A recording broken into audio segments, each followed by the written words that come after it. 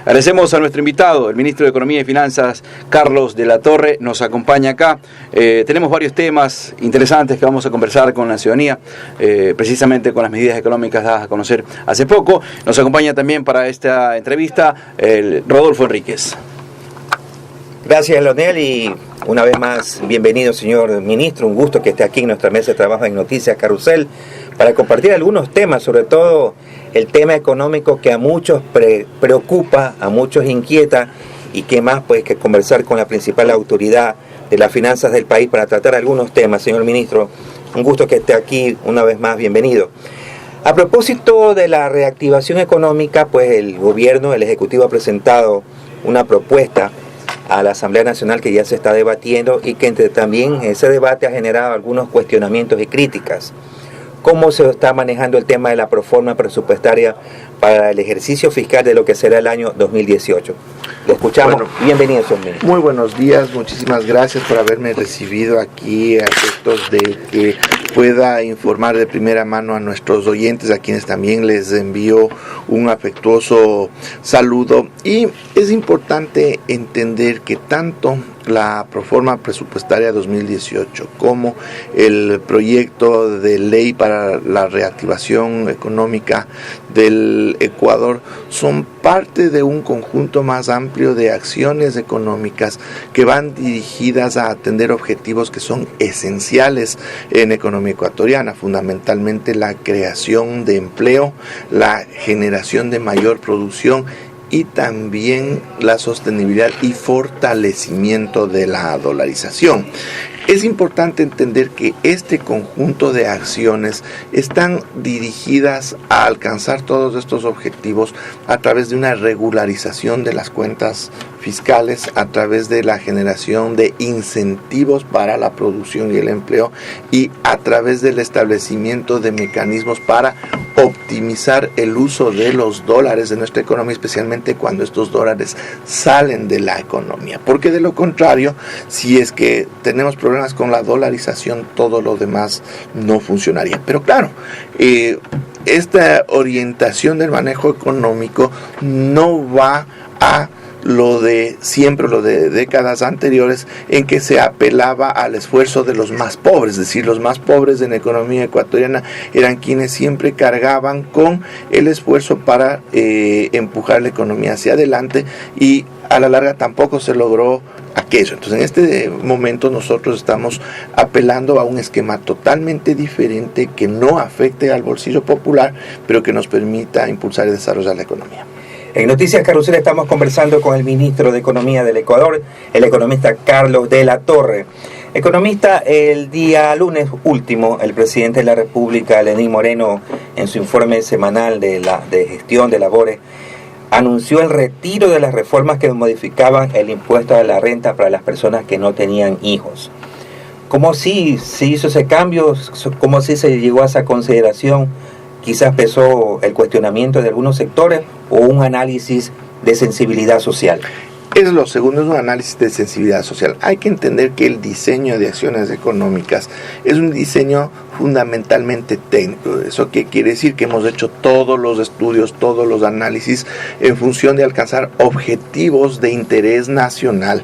Y eso implica este tipo de mecanismos que incluso están orientados desde una perspectiva de equidad. Pero muchas veces sucede no solo aquí, sino en todas partes, que cuando ya se anuncia el mecanismo, la acción, hay puntos de vista diferentes, hay una sensibilidad también de ciertos sectores y una sensibilidad política que puede ser válida, es decir, que va más allá del tema puramente económico. Entonces, desde esa perspectiva también otra sensibilidad desde el gobierno de captar esas propuestas, de captar esa reacción de algunos sectores, es lo que se ha traducido en una flexibilización de algunas de estas acciones que se han propuesto en el marco del proyecto de ley, en la medida de que lo que se procura es que podamos ejecutar las acciones, podamos alcanzar los objetivos, pero que no afectemos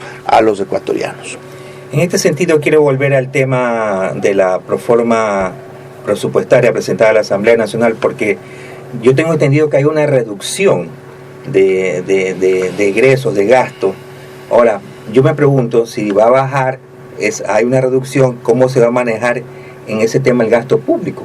Ya, bueno, tenemos el gasto corriente. Sí, vamos explicando ahí algunos detalles, pero es importante que la ciudadanía conozca que hay un esfuerzo grandísimo de parte del gobierno nacional de ir reduciendo sus egresos totales, en la medida de que esto también implica que recurramos cada vez a menor financiamiento, es decir, a menos deuda, y podamos también corregir ya de a poco el grave problema que es una deuda elevada, que lo tenemos, es manejable, pero nos quita oxígeno para poder realizar, nos quita recursos para poder realizar otro tipo de acciones en beneficio de los ecuatorianos. Entonces, en ese sentido, hay que entender que hay un recorte de esos egresos, ¿ya?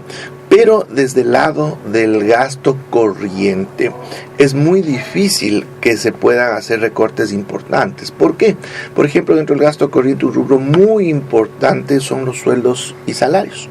El 88% de los sueldos y salarios están en los médicos, en los maestros de las escuelas y colegios, en policías y militares, ¿ya? Entonces, ¿qué significa esto? Significa que el Estado en su o bajo el mandato constitucional de que tiene que proveer los servicios de educación, salud, seguridad interna, externa y justicia, tiene que ir ampliando año a año la cobertura. ¿Por qué? Porque la población ecuatoriana va creciendo año a año y ya desde ahora la cobertura de los servicios no es la que nosotros quisiéramos, es insuficiente y tenemos que ampliarla en la medida de las posibilidades. ¿Eso qué es lo que implica? Que cada año habrá que contratar cada vez más maestros, más médicos, etcétera. Habrá que equipar más escuelas, construir más escuelas, más hospitales, etcétera. Y lo primero, lo que es sueldos y salarios y lo que son compras públicas, va creciendo cada año y, como decía, corresponde a más del 80% de el total de gastos en personal, lo que corresponde a estos servicios. Entonces, cuando me dicen hay que ampliar los recortes, yo me pregunto y digo, bueno, ¿qué escuelas cerramos? ¿Qué hospitales cerramos? O no podemos hacerlo. Ya. Pero ahí viene el espacio donde sí podemos ir reduciendo algunos gastos, que es a través de una optimización efectiva que se le está logrando a través del decreto de austeridad. ¿Qué significa el decreto de austeridad? Que para el 2018 dejaremos de gastar $500 millones. ¿Qué hubiera sido sin el decreto de austeridad? Que los egresos hubiesen sido para 2018 y en la proforma 500 millones más de lo que se han establecido actualmente. En Noticias Carrusel estamos con el ministro de Economía, Carlos de la Torre, el ministro de Finanzas, director del Instituto de Investigaciones Económicas de la Pontificia Universidad Católica del Ecuador, maestro en Economía, domina el tema definitivamente. Usted indicaba que el 80% va destinado pues, a pagar el sueldo, en este caso de maestros, profesionales de la salud, policías, pero sin embargo recuerdo que se cuestionaba que este era un estado obeso con exceso de personal. ¿Esto deja sin piso este comentario que venían realizando? Completamente, porque en este caso está claramente en correspondencia los gastos en sueldos y salarios que se realiza con la obligación constitucional que tiene el Estado de proveer estos servicios. Es decir, si nosotros llevamos a una comparación internacional, no vendría al caso porque dependiendo de los arreglos institucionales de otros países, hay estados que no tienen esa obligatoriedad y evidentemente no tienen que pagar esos sueldos y salarios de médicos y maestros de escuelas y colegios y por lo tanto el tamaño de sus nóminas son mucho menores. Es decir, es una condición inherente a cómo se ha definido el Estado ecuatoriano. Pero es importante destacar que siempre se puede optimizar esos recursos y en ese sentido estamos trabajando permanentemente y como ya indiqué hace unos minutos, hemos logrado evitarle gastos al Estado ecuatoriano por $500 millones, una cantidad enorme que la hemos logrado reducir en términos de gastos adicionales. Ministro, quienes estamos o tenemos la oportunidad de estar al frente del micrófono somos el puente, el lazo para conectarnos con las autoridades y a veces la ciudadanía, el ciudadano de pie se pregunta, todos hemos escuchado, en alguna vez el presidente saliente, economista Rafael Correa, dijo, dejamos la mesa servida, pero luego escuchamos que la mesa no estaba servida. Nos gustaría su comentario al respecto en cuanto al endeudamiento del país. ¿Cómo estamos? Cerca de 40.000 millones de dólares me parece que es del Producto Interno Bruto, ¿no? Sí, bueno, más allá de las apreciaciones políticas, los técnicos en economía preferimos manejarnos con las cifras, y en ese sentido vamos a comentar las cifras del endeudamiento. Lo que se llama la deuda consolidada, es decir, lo que debe el gobierno, ya sin contar las empresas públicas, porque también hay que analizar que tenemos varias empresas públicas, entre ellas dos muy grandes que son Petroecuador y Petroamazonas, que no dependen directamente del presupuesto general del Estado. Es decir, todo lo que depende del presupuesto general del Estado, es decir, el Estado central con sus ministerios, sus secretarías, ¿ya? La deuda que mantiene el Estado central ecuatoriano alcanza aproximadamente los 30.000 millones de dólares. En términos, ese es el monto real. El monto con terceros, consolidado. Pero también hay deudas entre las propias entidades públicas. La deuda interna. Entonces, conoce, ¿no? Esas deudas entre las entidades públicas le elevan este valor a cerca de 42.000 millones de dólares. Ya. Pero a eso tendríamos que agregar también, para completar todo lo que es el Estado ecuatoriano ya con las empresas públicas, tendríamos que integrar asimismo las obligaciones que tienen las empresas públicas y otras instancias que no son el gobierno central. Y ahí están Petroamazonas, Petroecuador, está TAME, etcétera. ¿Ya? Entonces, al agregar asimismo las obligaciones que tienen estas empresas, estamos hablando de un valor que supera los 50.000 millones de dólares. Entonces, ahí es cuando decimos que las obligaciones totales del Estado son más del 50% del PIB. ¿Ya? Pero ahí viene también el análisis o la explicación de por qué se hacen estas diferenciaciones.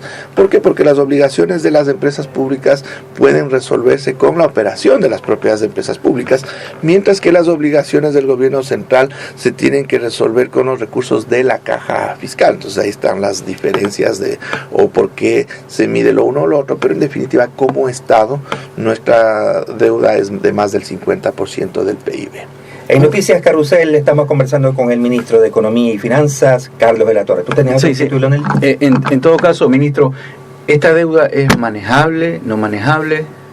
Si yo pongo un ejemplo que le podemos asociar al caso de una persona, ¿ya? Para poder entender las proporciones, porque frente a estas cifras que son muy grandes, que son correspondientes al Estado ecuatoriano, es mucho más fácil a nivel de una persona. Pensemos que una persona gana $1,000 mensuales, para hacer números redondos. Entonces quiere decir que esta persona en el año ya estaría ganando $12,000, ¿ya? Sin los décimos, para hacerle más fácil para entenderlo rápido. Entonces, la proporción que significa una deuda del 50% del PIB sería como una persona que gana $12,000 cada año, $100,000 mensuales, debe $6,000, ¿ya?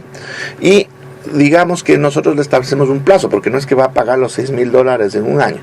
Si es que esos $6,000 tendría que pagarlos en 10 años, ¿ya?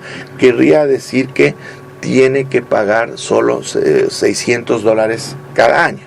Entonces quiere decir que gana 1,000, pero tiene que pagar 600, si es que es a 10 años. Si fuera a 20 años, tendría que pagar 300. Entonces todo depende de la composición de los plazos. Entonces, vemos, es un egreso fuerte, ¿ya? Pero puede manejarse. Entonces, ¿cómo estamos nosotros trabajando en términos de las finanzas públicas? Nosotros estamos trabajando en la medida de ir cerrando el déficit fiscal, porque el déficit es el que se cubre con deuda. Entonces, mientras más pequeño sea ese déficit, menos deuda necesitamos a futuro, y ya vamos pagando la deuda anterior, y de a poco ese peso de la deuda va a ir disminuyendo. Esa es la idea, como estamos manejando las cuentas fiscales actualmente. Quiero volver al presente, señor ministro. Hubo una reunión del equipo económico en Guayaquil. Entre ellos estuvo participando también el presidente titular de la Asamblea Nacional, José Serrano. Se hicieron concretamente, ¿se han hecho nuevos anuncios de cambio a la ley económica presentada a la Asamblea? Si usted nos puede informar en ese sentido. Bueno, ahora está en manos de la Asamblea, es decir, ya lo que anunció el presidente el lunes anterior es lo que respondía a esa sensibilidad del gobierno frente a algunas propuestas o alguna reacción que hubo desde ciertos sectores, pero evidentemente esto está en manos ahora de la Asamblea y claro, los ajustes propuestos por el presidente serán tramitados desde nuestro bloque, pero asimismo los asambleístas tienen la potestad de poder en sus discusiones hacer los ajustes que ellos consideren y sobre esa base será que se realice la votación respectiva. Otro tema que también en los últimos días ha saltado a la palestra del comentario, de la crítica, del cuestionamiento, tiene que ver con la nueva tasa de servicio de aduanero que se aplica desde el día lunes 13 de noviembre, ese incremento de 10 centavos, que los sectores empresariales y productivos lo consideran como innecesario porque dicen que es más bien un impuesto que sirve de rentas para el Estado y no para controlar lo que supuestamente la CENA ha anunciado que tiene que ver con el control de la evasión. ¿Usted qué nos puede decir al respecto? A ver, es importante destacar lo siguiente. Cuando nosotros hicimos un diagnóstico en general de la situación de la economía ecuatoriana, encontramos y nos alarmamos por el tema aduanero, ¿ya? Y lo que descubrimos es que hay una subfacturación sistemática, ¿ya?, de muchas importaciones que va en el orden de los 700, que genera un impacto negativo para el Estado ecuatoriano en el orden de los $700 millones cada año. Eso quiere decir que en los últimos 3 años el Estado ha dejado de recibir cerca de $2.000 millones por el pago de aranceles e impuestos por la subfacturación en las aduanas. Esto evidentemente también responde a una incapacidad de las aduanas de poder controlar adecuadamente qué es lo que está entrando al país. Y eso que entra subfacturado, ese es el verdadero contrabando, es el contrabando técnico, no es ese contrabando por los pasos fronterizos, ese es pequeñito al lado de este gran contrabando. Y en términos de empleos que no se pudieron generar por la competencia desleal que genera este contrabando técnico, estamos hablando de que en los últimos 3 años se dejaron de generar 200,000 plazas nuevas de trabajo en el Ecuador. Eso quiere decir que el contrabando es un factor totalmente negativo que impacta en la economía y en el empleo en el Ecuador.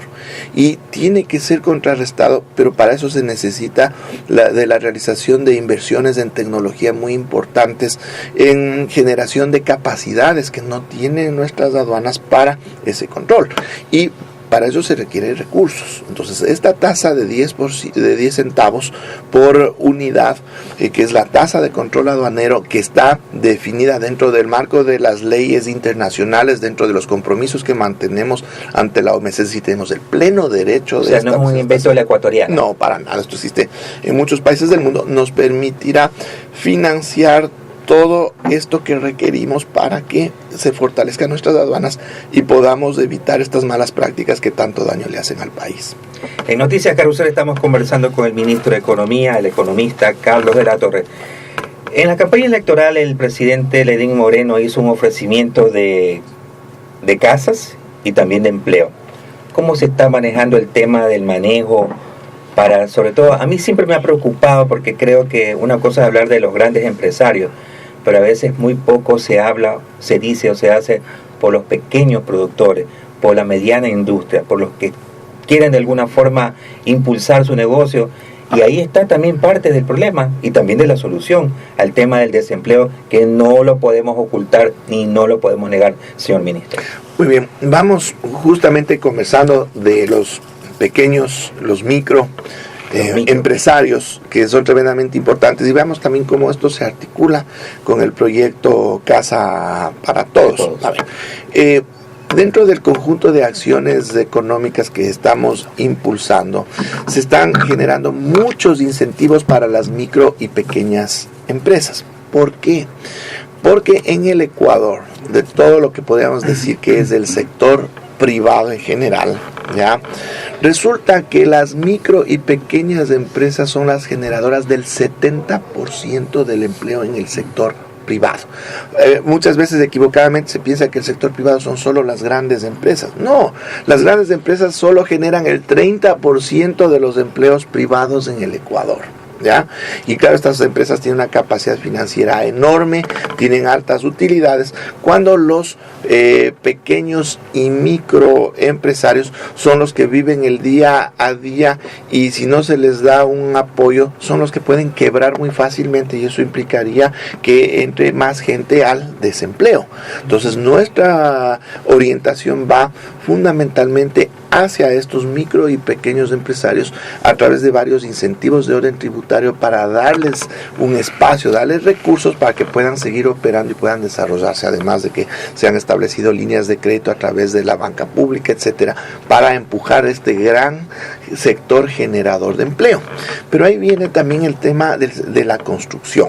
La construcción ha sido históricamente uno de los principales motores de la dinámica económica interna. ¿Por qué? Por su gran capacidad de generación de empleo y porque demanda insumos nacionales, porque hay que tener cuidado. Hay ciertos sectores que pueden generar producción, pero una demanda importante de insumos que vienen del exterior nos genera problemas en términos de la sostenibilidad de la dolarización. La construcción, en cambio, es perfecta en el sentido de que impulsa producción nacional, genera empleo, etcétera.